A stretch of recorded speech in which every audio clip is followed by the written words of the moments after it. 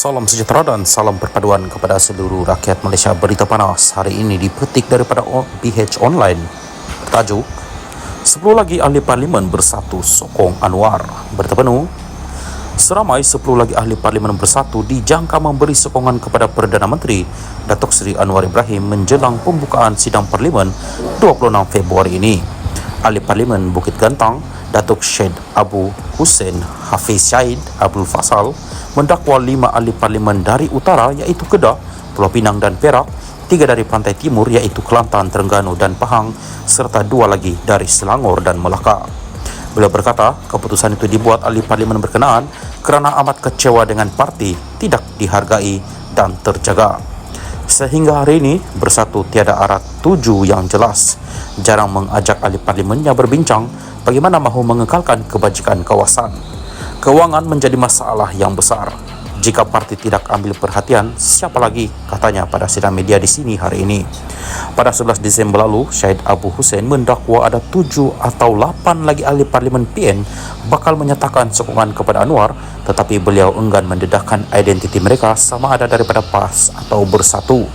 Setakat ini, 6 ahli parlimen Bersatu sudah menyatakan sokongan kepada Anwar iaitu Syed Abu Hussein, Zahari Kacik, Jeli, Muhammad Aziz Abu Naim, Gua Musang, Datuk Iskandar di Zulkarnain, Abdul Khalid Kuala Kangsar, Datuk Suhaili Abdul Rahman Labuan dan terbaru Datuk Dr. Zulkafli Hanafi Tanjung Karang.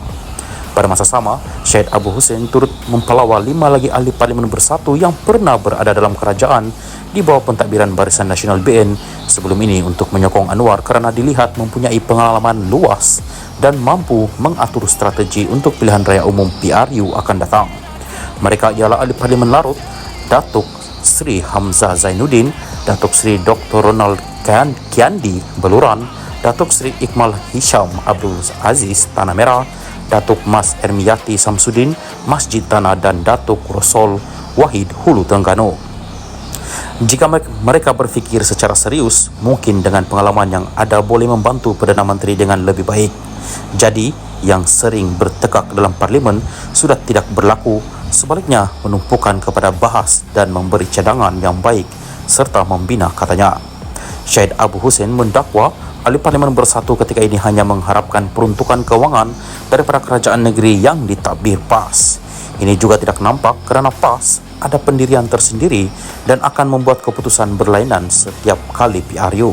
Saya lihat pada PRU 16, PAS akan membuat gabungan dengan parti lain, katanya. Mengenai dakwaan pemimpin Bersatu bahawa ahli parlimen yang lari menyokong Anwar mudah tunduk dengan tawaran peruntukan, Syed Hussein sebaliknya menyifatkan mereka sebagai berani. Susah mahu membuat keputusan ini kerana memang akan dituduh dan dihina, tapi mereka berani. Sebagai ahli parlimen, kita hanya hadir di parlimen, tapi apabila balik kawasan, tidak boleh nak bantu. Masuk parlimen bertekak, orang suruh berunding untuk dapatkan peruntukan, tidak mahu. Apa nak jadi sebenarnya, katanya. Salam sejahtera dan salam perpaduan kepada seluruh rakyat Malaysia. Terkini dari Mahkamah, kes 1MDB Najib Razak. Najib jumpa Jolo di Switzerland pada 2013. Saksi SPRM.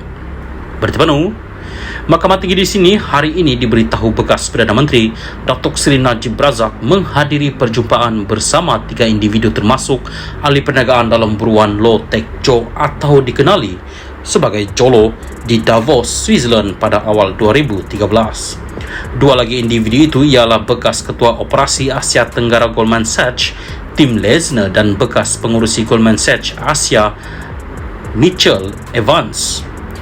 Penguasa Kanan Suruhanjaya Pencegahan Rasuah Malaysia SPRM Nur Aida Arifin 37 berkata Lesner mencadangkan supaya pengumpulan dana dibuat oleh One Malaysia Development Berhad 1MDB ada surat sokongan daripada Kerajaan Malaysia. Saksi pendakwaan ke-49 itu berkata, bekas Ketua Pegawai Eksekutif CEO 1MDB, Datuk Syahrul Azral Ibrahim Halmi pada 15 Januari 2013 mengemukakan surat rasmi kepada Najib bagi mendapatkan sokongan dana usaha sama strategik antara Malaysia dan Abu Dhabi melalui Akbar Investment PJS serta 1MDB.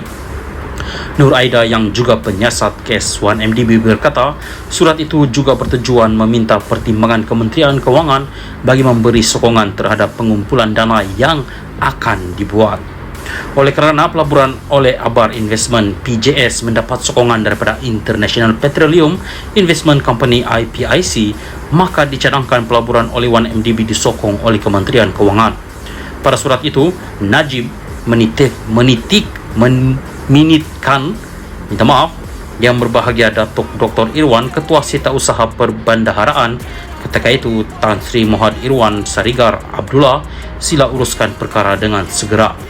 Kemudian Mohd Irwan dihubungi Datuk Azlin Alias yang ketika itu adalah Setiausaha Selit kerana Najib untuk meminta supaya hal berkaitan disegerakan kerana kejayaan usaha sama bergantung kepada surat sokongan daripada Kementerian Kewangan, katanya. Najib 71 yang juga bekas Menteri Kewangan berdepan 4 pertuduhan menggunakan kedudukannya mendapatkan suapan berjumlah RM2.3 bilion daripada dana 1MDB dan 21 pertuduhan pengubahan wang haram membabitkan jumlah yang sama. Nur Aida berkata, pada peringkat awal cadangan usaha sama antara Malaysia dan Abu Dhabi, Goldman Sachs mencadangkan supaya kerajaan Malaysia menyediakan satu Letter of Comfort LOC sebagai satu bentuk jaminan kepada terbitan bond yang akan dibuat 1MDB. Sesulan itu, katanya Goldman Sachs mengemukakan draft LOC kepada 1MDB yang kemudian dirujuk kepada Kementerian Kewangan dan mendapatkan pandangan undang-undang. Bahagian Undang-Undang Kementerian Kewangan yang menelitinya menyatakan LOC itu bersifat satu bentuk jaminan yang memberikan contractual obligation atau kewajipan kontrak kepada kerajaan Malaysia. Pada 29 Januari 2013, satu resolusi ahli lembaga pengarah DCR bertajuk Joint Venture with Akbar Investment PJS for Investment and Development of Real Property Assets disediakan.